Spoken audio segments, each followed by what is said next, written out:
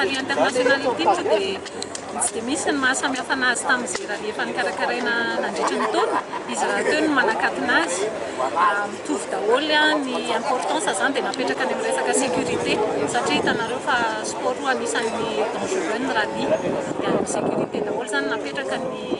effort rehetrarehetra. Ny mahasamihafa an'ity kosa nefa par rapport amin'ny rallye rehetra nandritra ny taona dia araka ny fantatrareo championnat d'Afrique izy ity 8e manche ny championnat d'Afrique izy raha teo koa no manakatona championnat d'Afrique amin'ny taona 2024 ity dia nahasamihafa azy amin'ny championnat d'Afrique izay efa nataontsika nanomboka tamin'ny taona 2024 dia voalohany zao tsika no mandray champion d'Afrique sy vice champion d'Afrique eo amin'ireo zany no menina amin'ny championnat 2013 tonga eto izy satria 3 points fotsiny manelanelana azy amin'ny point championnat dia ity